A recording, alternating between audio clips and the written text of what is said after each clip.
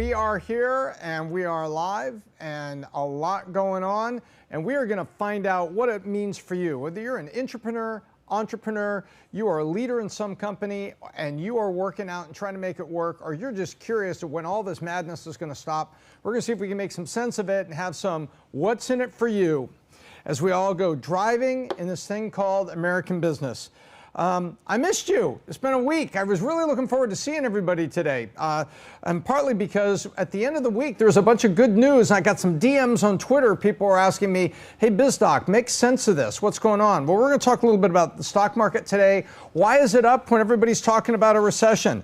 We're going to talk about that. We've got to talk about First Republic Bank and some big lessons in there, whether you, like I like to say, running a tech company in Silicon Valley, or you're making t-shirts in Berlin, there's something we can learn from First Republic as you go through and maybe have opportunities that's in your industry to do things. Then we're also going to go interest rates and inflation, what that means for us as we're planning the future. And then a little bit on oil. Drill, baby, drill, as I like to say. And we're also taking questions from you. So if you have a question along the way, please drop it in the super chat so that we can, answer that. I love taking your questions where we can provide first-line feedback to you and what you're doing. And if this is good, you can always find the Biz Doc on Minnect, MINNECT.com. You go find us there, download it to your phone, find me, connect with me. Happy to answer questions about your business. Great way to do that. All right, today, Kellyanne is off in a distant shoot that I think will be evident to people soon enough, but she is on the road, and today we have with us Kai. I'm loving it. All right, how you doing, Tom? Kai, coming to us, ever remember Kai, the Biz Doc, first Biz Doc sighting on the PBD podcast? It was Kai that was there, that was running the questions and running the stuff. So I'm really glad to have Kai back. Kai and I get along really, really well, and he always has insights, and so we're going to be going back and forth on some of that today. Absolutely. But how's the weekend?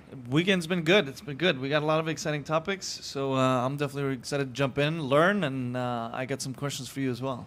Yeah, everybody in Miami is happy because Miami Heat, refused to die, and so I guess they won last night. So It's 1-1 NBA Finals, which is always kind of good. Anyway, so let's roll right into it. So the DMs I was getting on Friday, it's like, what's up with the stock market? The stock market is up, but I've been playing conservative because of, I'm just really worried. I don't want to have any crash and interest rates and inflation and everything. It's like, okay, let me see if I can make sense of what's going on. So at the end of last week, there is a bunch of news that the stock market considers good. It may not be good for America or good for the economy long term, but the stock market considers it to be good. So what's this mean for you and me? Well, first of all, debt ceiling deal. And we had this, everybody knows how I feel. I think it was this bogus tension that we create. It's like an Avengers movie, this debt ceiling. Oh, we're going to default on the debt ceiling. Terrible things are going to happen. The dollar won't be the reserve currency. And I'm like, calm down, calm down, calm down. Look at your watch. This movie's been playing for 2 hours. We got roughly 20 minutes for Aquaman, Spider-Man, Iron Man, Captain America, Black Widow, or whomever to come and save the world in the last 20 minutes. And guess what? That's what happens. Except in this movie, the world doesn't get saved. The world gets shafted because the deal that's done by our elected officials kicks the can down the road. There's no reduction in spending. There was just a controlled effort to say, I get to spend this, you get to spend that, but I'm not giving you that, you won't give me this. And it goes back and forth, and then they reach a debt ceiling deal, which basically means to raise the limit on the company credit card, which is the country credit card, these United States of America, and they're going to keep spending. So they kick the can down the road. But the fact that the risk is removed from the dialogue, the stock market likes it. The stock market also wants to know what is going to be spent or not spent. And let's say there was an announcement that they were going to cut the research funding that maybe comes out of the federal government for drugs. That would cause biosector, whoop, pharmaceutical, whoop, that's what would happen. So instead, the market wants to know, okay, we have a debt deal, good, and what's being cut? Nothing. So the market's like, woohoo, all the government money that's going to end up at companies, because government's buying services and goods from companies, just like anybody else is. They're a huge customer, especially defense. Spending keeps going, so the market likes that. The second thing the market liked was there was an announcement that they said interest rates probably going to be flat in June. I've been predicting this. Those of you that are following me, you heard me. I've been saying this. No raise in June, no raise in August, and these are scheduled meetings of the Fed. I think the next one's coming up June 13th, 14th. You double-check that, Kai? Checking and I think we also have economic data. So sometimes the Fed gets together and they don't say much. It's like your dad coming home tired from work. All right, I'm going to give you your allowance, but just leave me alone. I'm going to bed. That's one type of Fed meeting. The other type of Fed meeting is your dad says, hey, you know, there it is, June 13th, 14th, and July 25th, 26th, and September 19th, 20th, and October 31st. So I believe nothing rate. Can they see this right now? I don't believe so. That's oh, that's just me? We'll bring it up. We'll bring it up. Okay, that's okay. But anyway, in the next 3 meetings, I believe the Fed's going to be flat and at the next meeting, they're going to be announcing economic statistics. And this is where your dad comes home and he says, Tom, come in here and sit in the kitchen with me. How are you doing? I'm home from work here. I'd like to talk about your report card coming up in your finals. Have you been studying? What's been going on there? And you end up in this discussion with your dad, and he's looking at all the numbers. He's giving you his opinion. The Fed does that not at every meeting. That's happening June 13th, 14th. So we're going to hear all manner of government-generated BS. I mean economic statistics from the government are going to be rolled out, and we're going to talk all about that at the next Fed meeting. Well, everyone is saying, hey, Fed's not going to raise rates. It's going to be flat. That's what I've been saying is going to happen, and that's the forecast that I gave. So the market is getting more certainty of that as we are barely, not even a week. A week from now is the 12th, and that is when the Fed are all going to be gathering together. The meetings happen on the 13th, 14th. So a week away, the market is like, I like that. That's good news. The other good news is there's been signs that tech has been popping up on earnings. Want to know why? Some of this is temporary, some of it is permanent. But the temporary part is, what did tech do during first quarter and fourth quarter? Layoff, layoff, layoff, layoff. So every time you lay people off, you trim expenses. Now there may be a big bubble that you have to say, well, I laid them off and I gave them all a severance payment. So here's this big, like an egg going through a snake. It's like this lump that goes through their financials. But they move that off and say, without the lump, this is my financials. The market goes, woohoo, you're more profitable. Because even if your sales are flat, if you reduce expenses by laying a bunch of people off, good things happen and market's happy. So there you go. So on Friday, you had all this stuff happening for the market. Suddenly, there is this pop-up and a bunch of headlines. You see these, Kai, on Friday and Saturday? Yep. Have we killed the bear? Mm-hmm. Have we jumped out of the bear market back into a bull market? You saw those? Yeah. Yeah, what did you think about that? You're reading that stuff, because I know you're really well read and you dive into this stuff. Yeah, I mean, I think that a lot of it, especially in the news cycles, they're just trying to have something as an excuse of jumping up or down and something new's going on. But I think overall, obviously, you have to look at it in a longer time horizon as opposed to just short-term 3 days and suddenly we're out of a bear market. And then also knowing what's coming on the horizon, because just because it's good today doesn't mean it's going to be good tomorrow. And unless anything within the system has changed from a fundamental standpoint, it's all just gravy on top anyways. So the party has to end at some point. Yep. And what's interesting about this, so I started diving in. You know, that's what I do. Boring guy, 2 daughters, my wife. What do? I get my coffee. I'm usually up early. I pop up at 5:30 every morning as it is. Monday through Friday, I'm usually up by 5, actually.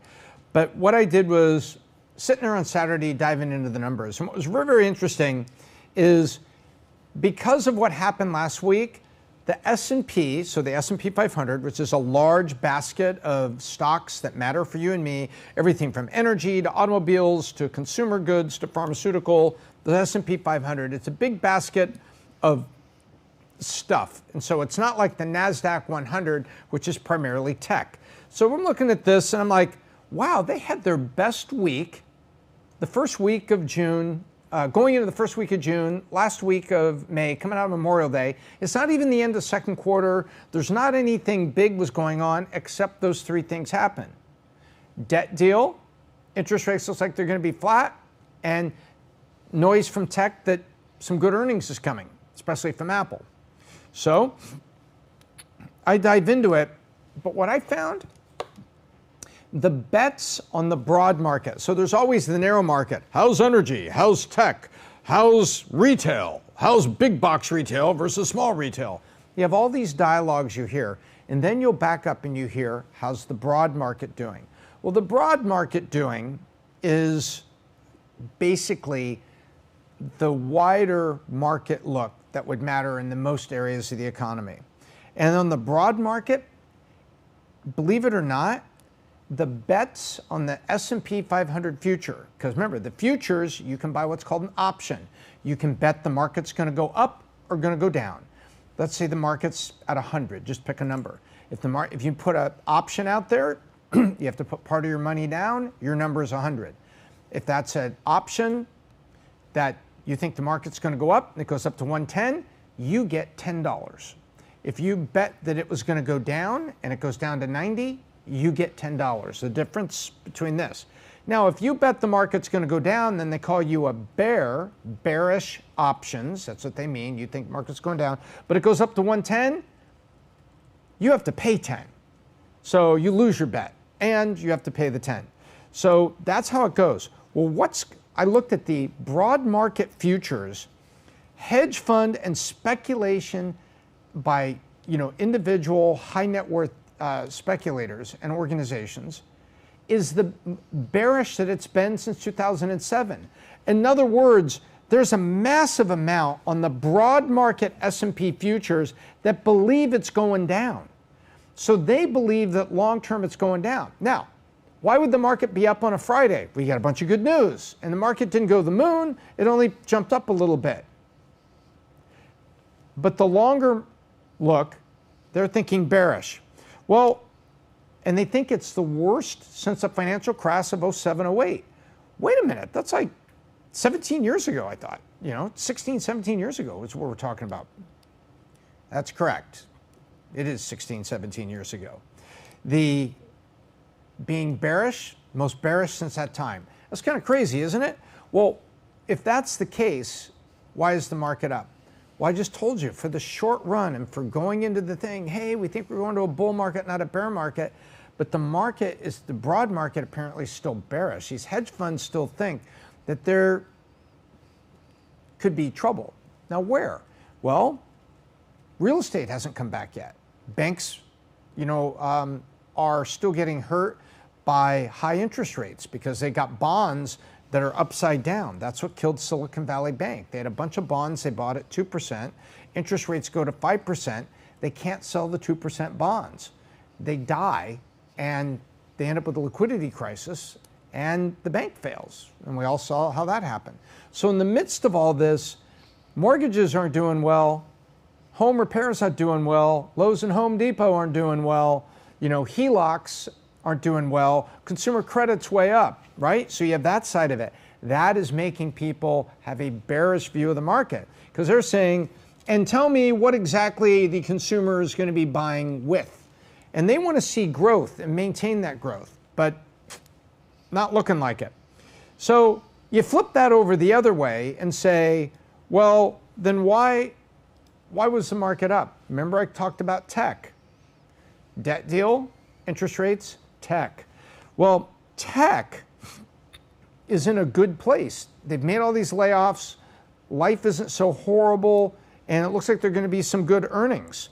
And there's a lot of funds out there betting on tech. So you can believe the broad market and the economy with it are going to have tough times and a recession and things going on. You can believe that at the same time you believe, but I think tech's going to be okay. Remember, when gas prices are up, the oil stocks were doing pretty well. Was that price gouging? You can have that debate another time. But there's an example of something that looks bad. Oh my gosh, heating oil. Average people paying for gas in their cars to commute. Bad news. Oil stocks up. Good news. There's always using kind of a balancing effect in all this. And that's what's going on. What I like to look at is the VIX.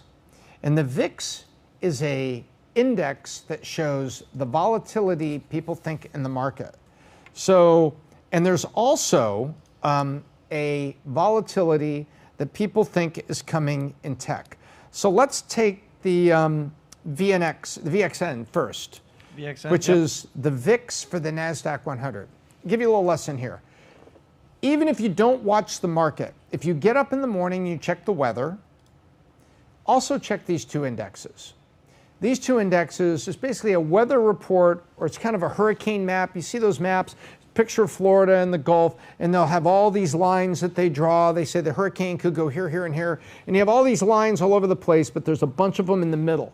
So you're saying it could be anything, but right here in the middle is what we think is going to happen. Think of this as the volatility index of what's going on. And this is the VXN. This is the volatility of, and do it 1 year. Click on 1 year if you would there. Yep. There you go. So look, the volatility of tech seems like it's going down, but put your arrow right there in March of this year. March, April, March. Back up. Back up. March, March, March, March. There you go.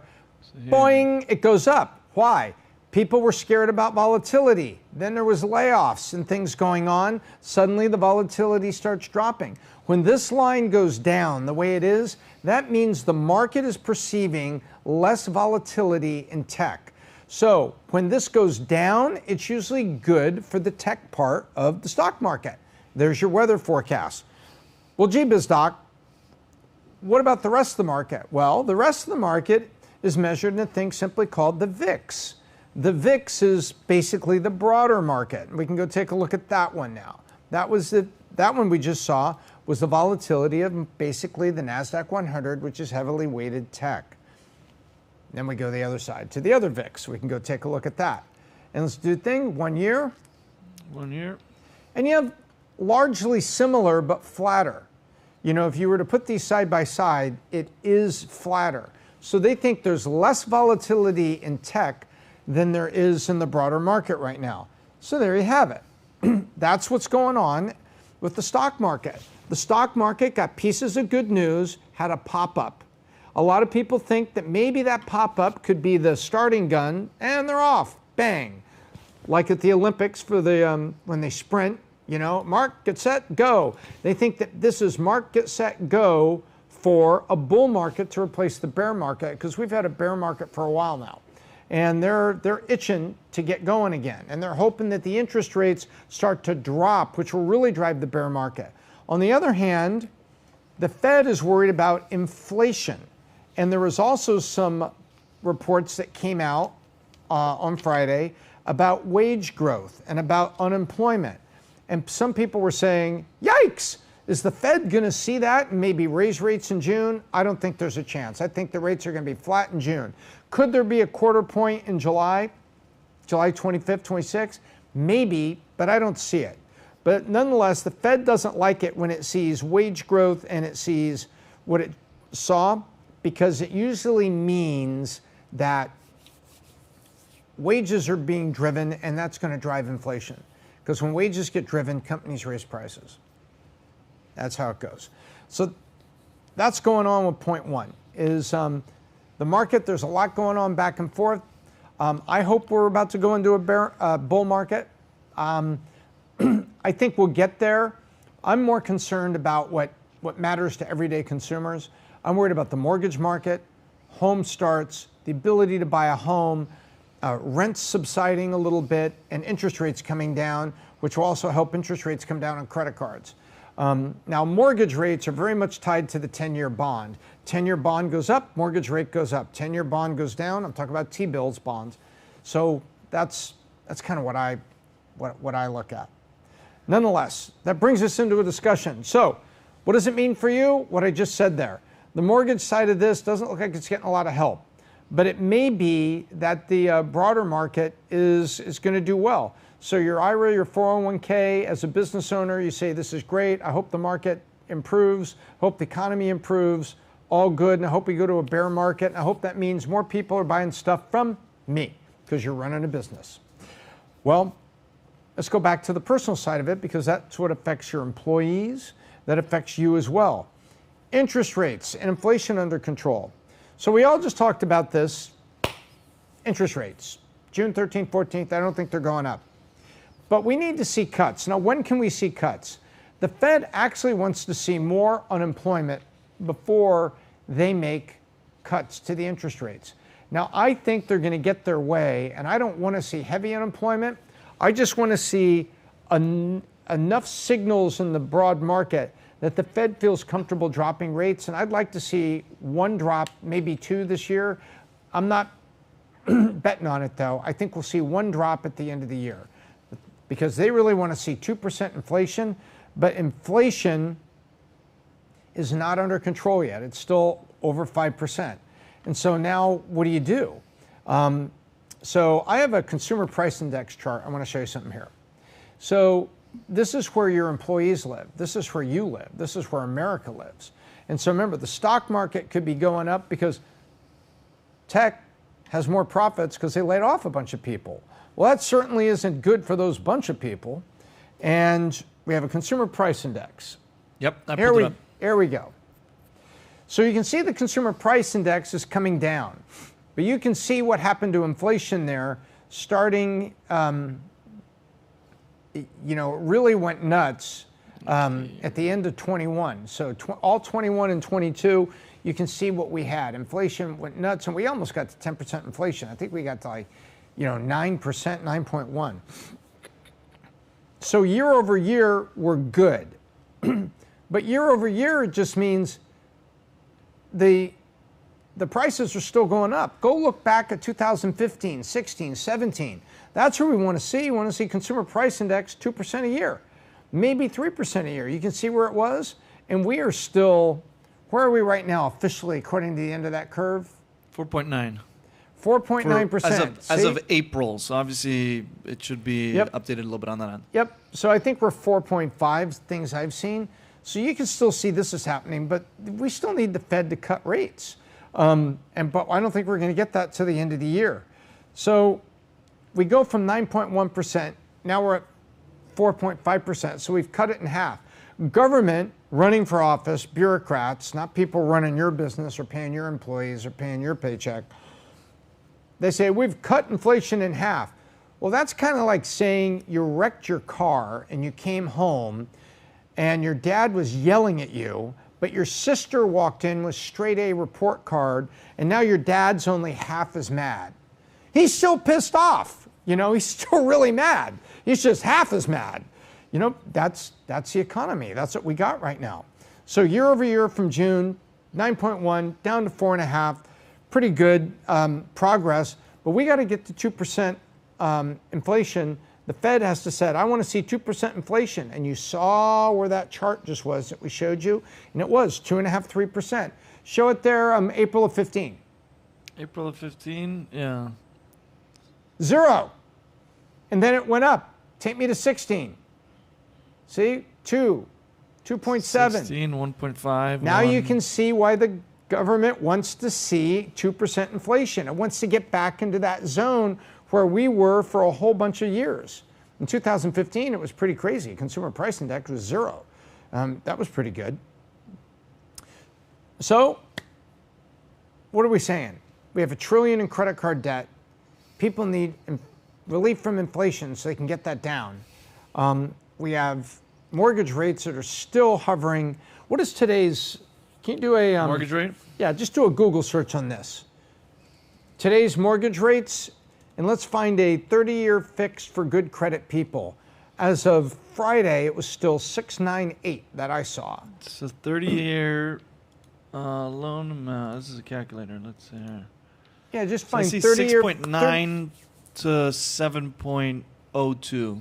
So in other words, that's, I had it at 695 to 698. So over the weekend, there's actually 0.3. So mortgages are still 7%, gang. So your government may say, we have cut, Joe Biden may say, we have cut, inflation in half. Consumer price index has gone from 9% to 4.5, and then Biden falls down or something, has to be helped up.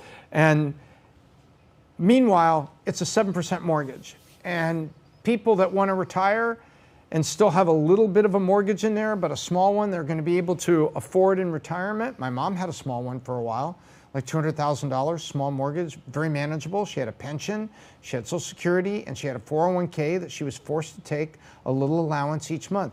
Put that all together, she was able to afford, $1,200 a month on a very reasonable mortgage on a house she had.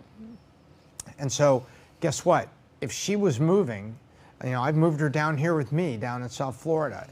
The 86-year-old Biz Doc mom. There's the Biz Doc babe and the Biz Doc mom. And the Biz Doc mom, I look after her. I want to make sure things are okay. But if she had to move down here now, she probably wouldn't be able to do it. And now a lot of people are in the same position. And then people that are being forced to move for work because they're getting laid off, and yes, there's layoffs happening, we all know, 7% mortgage, they can't do it either. And with the 7% mortgage, you have a lot of people, what did I just describe? I described my mom that wouldn't have sold her house. Because 7%, she's like, why am I going to sell my 2% mortgage that she had, go down to Florida and get a 7% mortgage on a house that's slightly more expensive? Suddenly they don't move. And there's a big chunk of the economy that has citizens in it and consumers that don't have to move. Lose the job, you got to go, you're forced to do it. But right now, the mortgage side of things still doesn't look good. So, escrow companies, title companies, mortgage companies, RE/MAX, Century 21, you get a lot of companies out there that are still out there, and those stocks and that part of the market's not going to be looking good. So right now, we're heading in the right direction, I think, but now is not the time to buy a house. Now is not the time to do that. Now is the time to keep hunkering down in your business and focus on running a great business and be the stronger business that comes out at the end of the day. So that's the economy size of it. In the midst of all this, I want to talk about something. An announcement came out over the weekend that has more relevance for you than you might realize. It was First Republic Bank. First Republic Bank. Kai, what happened to First Republic? They went bottoms up. That's right. May 1st, I believe, they were bought by Chase. And then the government held a garage sale, and who showed up at the garage sale? Well, our friend Jamie Dimon. And JP Morgan says, hey, are you selling those baseball cards? Yeah, and so he picked up all the good stuff there, and he looked at the bottom of a piece of china. Yeah. And it said Tiffany's, 1925. So he picked that up. So he was very careful at this garage sale. But so anyway, over the weekend they announced that they're closing 21 First Republic Bank branches, closing 21 of them by the end of 23. Mm-hmm. Now that was 25% of the 84 branches. And they're like, closing them? Why is JP Morgan closing the branches of First Republic? The poor people. What about the people that have to go into those branches and get services from them? I thought JP Morgan bought this bank out of bankruptcy and the government covered part of the bailout. It was a bailout. And then JP Morgan on the auction bought the rest of the stuff. Calm down, calm down, calm down.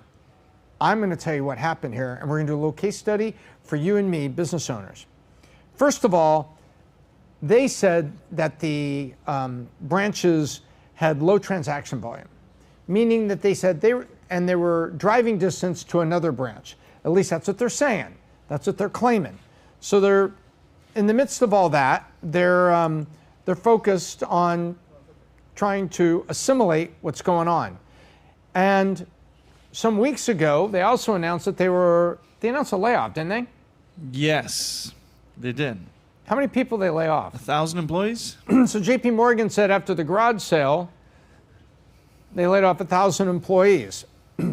Now then, wait, they're laying off employees. They're closing branches. I thought they bought this to do something good. Here you go.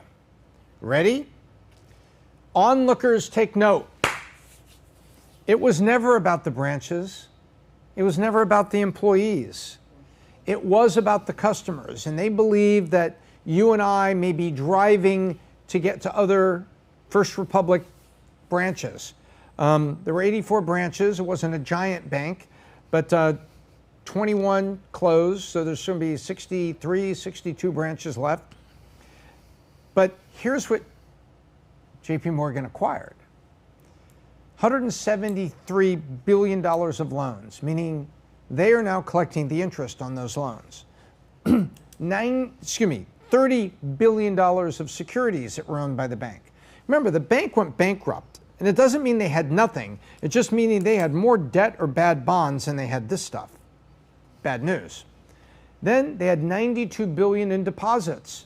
Those deposits is what you and I had in the bank, which the FDIC said, those are going to be safe. Don't worry about it. Consumers, small business, you're not going to lose your money. Calm down. And so that's what happened. So it was never about what was inside the branches, people, the branch itself. It was always what was inside the company. $173 billion in loans, $30 billion of securities, and $92 billion of deposits. It's always what was inside. And so that's what JP Morgan was buying. Because a bank is known by its deposits, its loans, and the securities it owns. It's not about the employees or the branches. Sorry. So when they bought this, they knew full well, hey, we're going to lay off these people, we're going to close these banks, we're going to save money on there. But these are the diamonds they bought. They didn't buy the jewelry case, they bought the jewels. And here's a lesson for us, a little case study. When it comes to businesses, when you come to buying things, what's inside is far more invaluable often. You're not buying the house. You're buying the furniture, the stuff that you can take to that Antique Roadshow. Remember the Antique Roadshow program that used to be on, what was that? Discovery Channel? Discovery Channel, whatever. And people would find this old, say, I found this bowl, it says Tiffany's 1929 on the box that belonged to my grandmother. Yeah. And they look at it and they go, my goodness. Pawn Stars. There was only about 100 of these made, and this is immaculate condition. Oh, it sat on a shelf in her living room, was never used. It was decoration. So it never got chipped or normal things from usage. Did you know collectors are paying $6,000 to $7,000 for these 1929 Tiffany dishes? Oh my goodness. That's exactly what it works here. The other part about it too is I'll give you $3,000 for the $6,000 Tiffany. Exactly right, like today. Yeah. Well, here's an example. Once upon a time, I had a publishing company. I had software, I had employees, I had business licenses, I had a bunch of stuff in a functioning company. But when it came time to sell the company, they said to me, we only want to buy your book list and the contracts with your authors and the finished books and ebooks that are for sale at Amazon. That's all we want. The rest of it, we don't.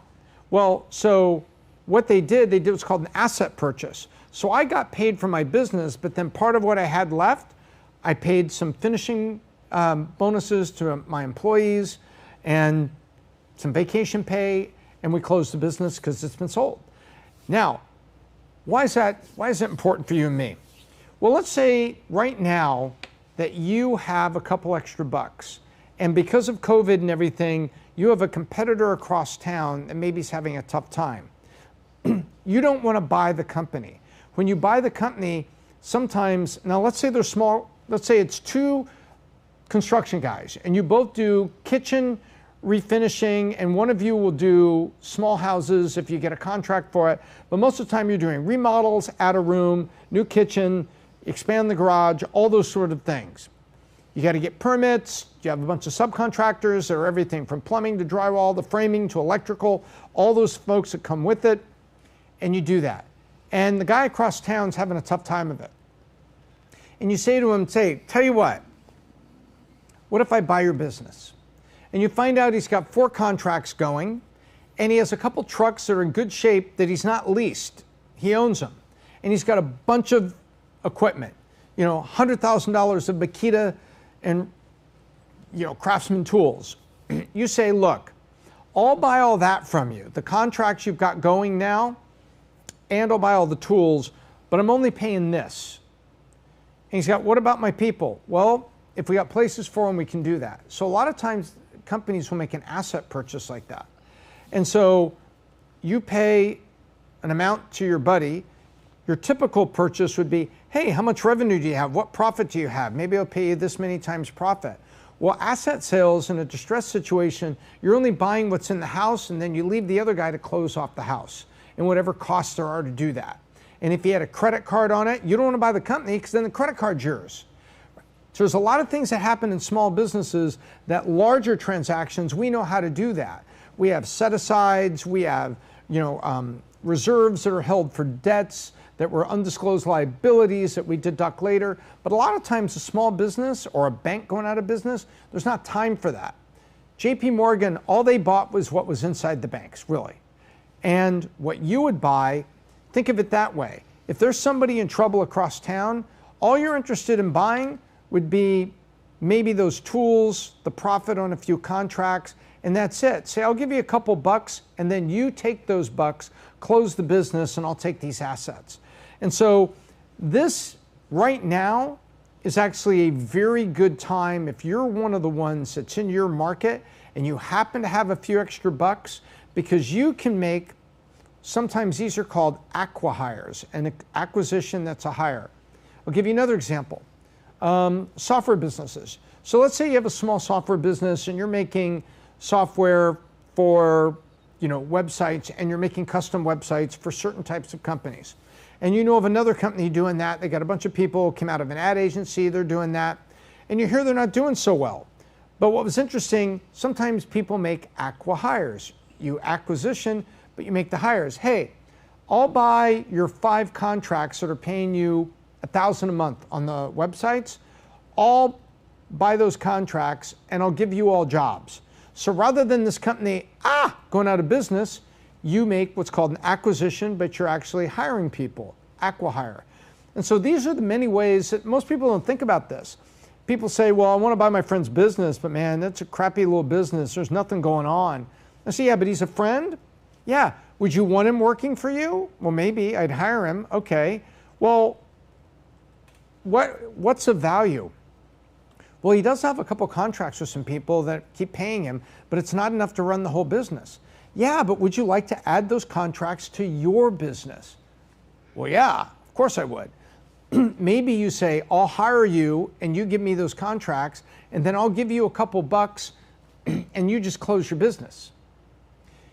Acqui-hire. And that's how small business should think about this. You should be very opportunistic about it. If you want to talk more about this, again, find me on Minect, download Minect, find me there. We set up a time to talk and we can go through this. Because these are the exact kind of things that during a tough time like right now, you can be the one that wins in your industry, and you might even have ways without a lot of capital to make minor acquisitions to come out stronger on the other side. And when you're running a great, strong, profitable business, good things happen to you. Sometimes you get opportunities to take a competitor off the table. And this is true all the way going up into larger businesses that are no longer small proprietorships. I know right now of a wonderful company where the CEO has been doing independent consulting with Patrick Bet-David through the Mastermind program at Valuetainment and Bet-David Consulting. And he's in a position now to get even stronger during this recession and during the tough times we're having. And he's looking at a couple smaller companies in his space that he may acquire. Now, and we're talking about a guy with a $50 million company now, $50 million in revenue. We're not talking small anymore. So he's about to get stronger during these tough times. And it all started by running a great business and then working with a mastermind and elite masterminds. And if you're interested in those, you should check out Valuetainment and Bet-David Consulting about masterminds and elite masterminds and other programs where you can get together with Patrick Bet-David and others who will consult with you about what you need to do with your business. You can also come to the Vault. Valuetainment runs the Vault. August 30th to September 2nd this year, going to be the Vault. A lot of people down there. Patrick's going to be giving all kinds of lessons. I'm going to be down there teaching. And Tom Brady is going to be down there, and he and Pat are going to have a live conversation on stage about leadership. Tom Brady won the Super Bowl with 3 different types of teams in New England Patriots. How did he lead those different teams? Tremendous lessons. Also, we're going to have Mike Tyson down there talking about resilience, what he went through in his career. and the things that made him who he is, it's very valuable. Not all of us come from, privileged backgrounds where everything was smooth. But the point is, during times like this, these are the resources Valuetainment has, but this is what great companies are doing to make themselves even stronger during the recession. And so that's the lesson. Maybe that's a long explanation of First Republic, but I was looking at that and I'm like, man, so many businesses, I hope they look and see between the lines here. And that's why I thought I would bring that one up. You don't always have to buy that house. You can buy what's in it that's valuable and add it to your house. That's one way.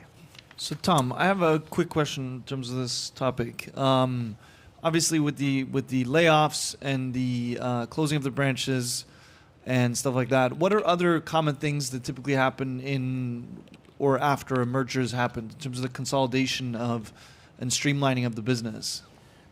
Well, usually there's an effort with any merger and acquisition. There is usually a very intentional effort to secure the customers. Now, let's say you're the bank. The bank wants to keep the customers that have loans and deposits there. So step one, Kai, secure the customers. Make sure you secure the customers. Step two is add your efficiency to the business. Now, what if JP Morgan has a large HR department? They do. Well, you don't need HR at First Republic Bank. Yep. What if now you do need it for escalations, if there's sexual harassment in the workplace, they got to have somebody to call and you have to take care of your employees. But nonetheless, JP Morgan's got very large resources to do that. What about facilities management, managing all the branches? Last time I checked, Chase has got a bajillion branches. Yeah. Well, we can do that from over here. We don't need that. So all of a sudden, the duplicate expenses get eliminated. So make sure the customers know everything's okay, man. It's been acquired, but we love you and you're going to get the same services. Step two, go after the expenses that may be duplicate. Step three, get on the growth. Because we don't buy something just for the sake of buying it. You may buy a troubled company because by buying their assets, you can grow. And that's a little bit what we're talking about here. But JP Morgan is going to be expecting the remaining people at those First Republic banks and everything to be working on their growth plan to attract people. Nothing to see here. As a matter of fact, we're stronger than ever. That's JP Morgan behind me.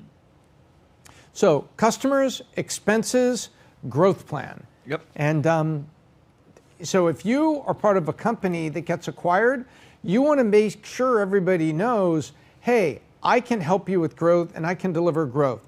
Unfortunately, if you're part of a smaller company that's been acquired and you work in HR, facilities, general operations, unfortunately, a lot of those jobs go away. You may be wanting to get on radar early and often talking about, what you can offer the larger enterprise. Yeah. But that's usually the sequencing. Customers, duplicate expenses, and then moving on to growth plans. Awesome. Thank you. No, it's all good. Now, I then saw this over the weekend, and this is one of those, no kidding, statistics. You see the statistic, you go, no kidding? Well, check this out. 11.27 million barrels a day. You know what that is? Crude oil and refined products. Refined products, gasoline, heating oil, aviation fuel, avgas. 11.27 million barrels a day are exported of crude oil and crude oil products by the United States. Let me say that again, exported. And that is an all-time high. Let's take a look at this chart. I'm pulling it up still. And meanwhile, production of crude being pulled out of the ground rose to record highs in March, with drillers pumping out 12.7 million barrels a day. And you say, wait, Biz Doc, what's going on? I thought we bought all of our oil from the Middle East. No, sirree. We do not buy all of our oil from the Middle East, and we are an oil power. So wait a minute. If the United States is at an all-time high of exporting, who are we exporting to? Well, Canada buys a lot from us. A lot of people buy from us. Well, I don't understand. I thought, we're worried about the Saudis not pumping oil and stuff like that. Well, we are. Well, why all the media fuss about oil and about pipelines and about the Saudis, and about OPEC? Well, let me explain something. If the United States is an oil power, we are more independent. And we are more crisis-proof on the world stage because we can handle our own stuff. We drill out of Texas, and there's a type of oil, when you'll see the price of oil for WTI, that stands for West Texas Intermediate. That's a type of oil. And there's also light sweet crude. They talk a lot about Saudi oil, light sweet crude. Also talk about North Sea, Brent crude. Those are just types of oil. Just think of it as oil. And the world market for oil is very complex. But the United States, the more we become fully energy independent, and we actually are an exporter, what happens is that gives us independent. And that's not what the green lobby wants and the globalists want. The globalists and the green lobby are together on two things. Globalists want the U.S. to be part of a new world order and to come together. We are family, kumbaya, and we all know what the globalists want, right? Complete destruction of sovereignty, one world government, the whole bit. Well, how do you get there if the United States is oil independent, and the minute you have any moderate or conservative presidents, Congresses, or Senates, United States, you're not going to get you will not, as they say, get the United States put over a barrel for that. No. It's not going to happen. So being oil independent, energy independent, works against the globalists' desires for the United States. The other people that it works against is the Greens. The Greens want all fossil fuel to be stopped tomorrow. And California puts in things, by 2030, all new cars have to be sold or electric, or whatever it was they did. Yeah.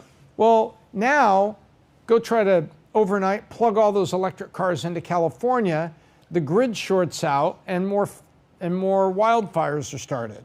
Yeah, because dirty little secret in California, their infrastructure for energy is terrible. It's outdated. So then Saudi comes out because the price of oil, see the price of oil has been sliding down. And I don't have this one. Can you find that, Kai? A oil pricing chart? Yeah, average price of crude. And let's go back 1 year.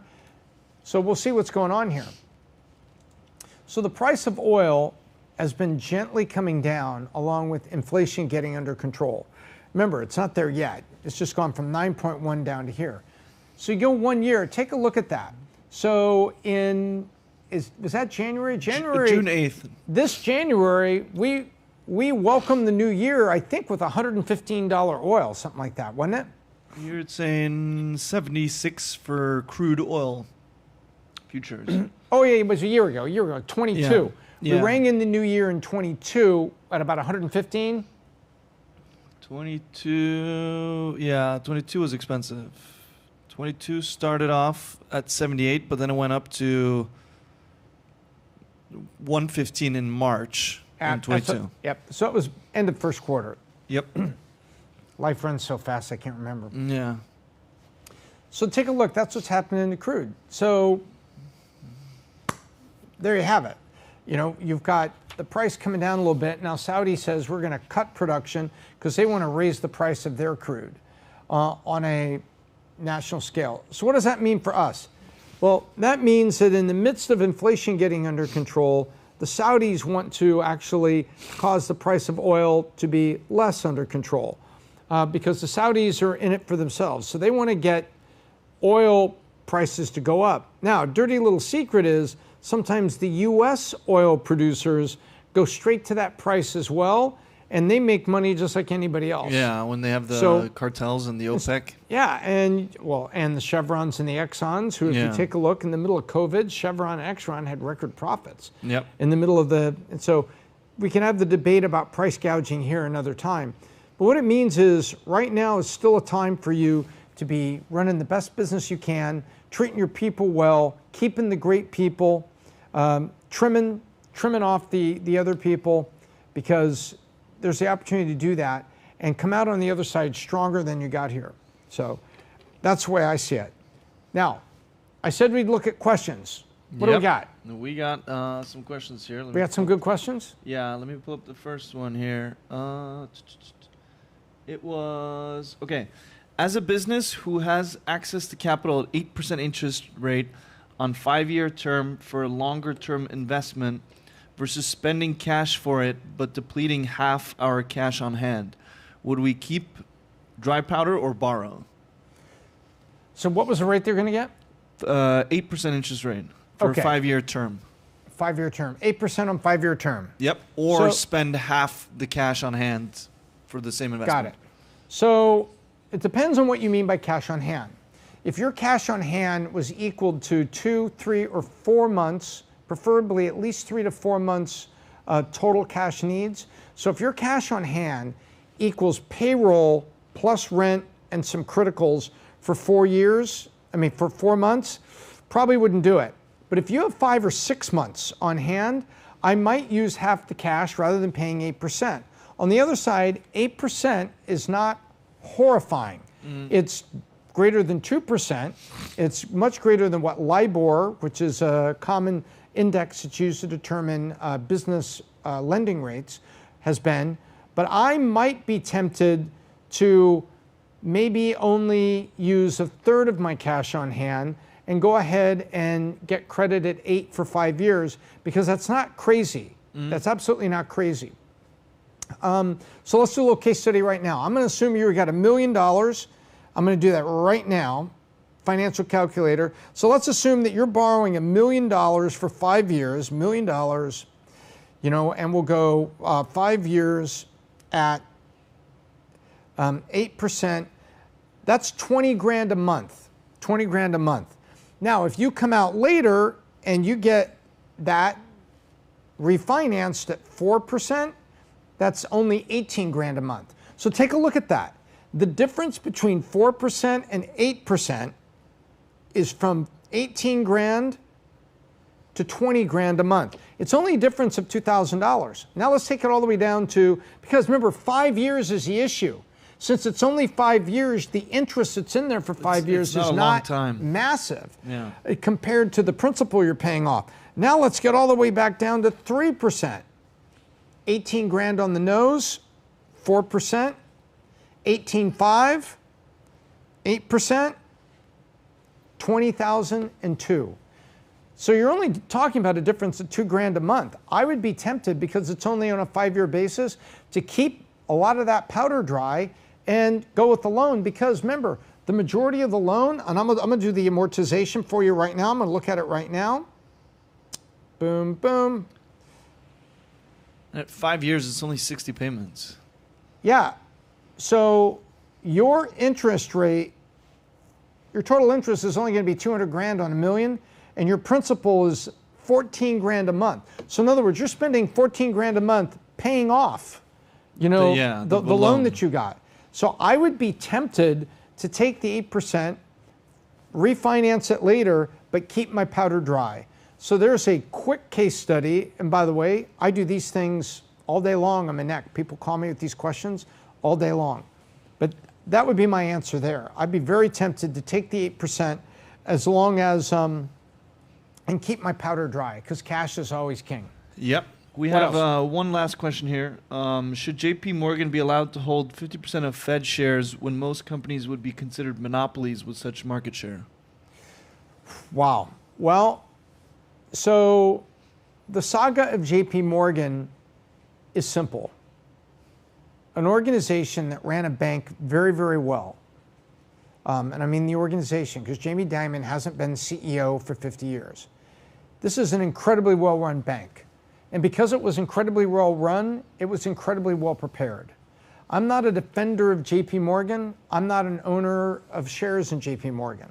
I don't own that banking stock. But I will say this. JP Morgan was ready and was able to take advantage of First Interstate and Silicon Valley, First Republic. First Republic and Silicon Valley Bank when the trouble hit. They were ready. Others weren't. They were ready to go to the auction and come out stronger. Others were. Do you remember that chart that we had on the PBD podcast, it showed the list of the banks that looked like they could be in trouble in terms of the bonds and questionable and risk securities, distressed securities that they had. JP Morgan was at the bottom. It was like 3.5. Remember that? Yeah.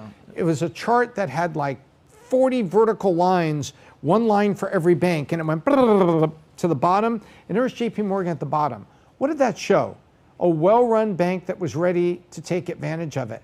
And now maybe there should be a pause and maybe not allow them to go further because we're worried about monopolistic behavior on the other side. Yeah. Remember, in American capitalism, you keep growing your company until the Federal Trade Commission knocks at the door and says stop.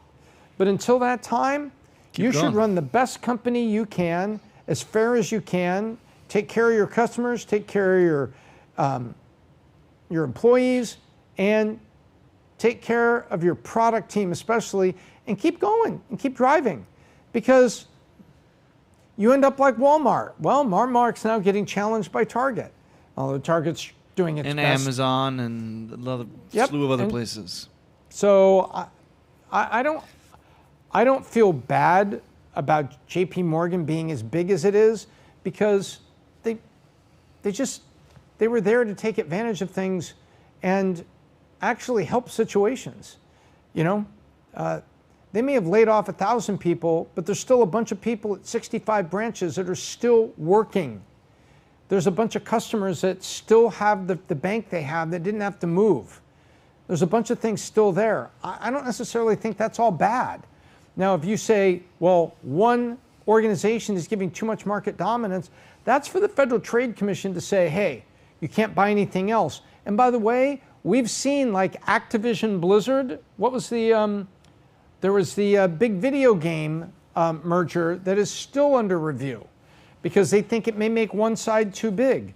So there are mechanisms out there to ensure that there's not one market player that becomes too big. And so I think that we have a government entity that can take care of this. And it's a very, very good question you're asking. But just remember, JP Morgan built itself big and was there to maybe win the spoils or capitalize on the moment. Help the federal government at the moment of need. Yep. Hard to feel bad for that. Right so thank you very much. Thank you for watching. This has been the Biz Doc Podcast. I look forward to seeing you next week. Again, go to valuetainment.com. There's all kinds of great articles and coverage we have there. Articles by me and other people. A bunch of stuff that we covered recently on a couple very big stories, but go check those out. And also, take your time there to go to the store and check out the tickets for upcoming Valuetainment conferences and digital courses such as Patrick Bet-David's sales course. He also has one on public speaking and on setting strategy. There's all sorts of resources, and you can click the link, find out all about the vault. Be here. If you're running a business or you work for someone that is, or you're aspirationally thinking about starting out on your own, the vault is a great place to come and to be around and rub shoulders with people just like you, solving the same problems you are, listening to a great lineup of speakers, including Patrick Bet-David himself. September 1st and 2nd, August 30th, September 1st and 2nd, Diplomat Hotel down here in beautiful Fort Lauderdale, Florida. Until next time, I'm Tom Mills with the Biz Doc, and I hope I left you better than I found you.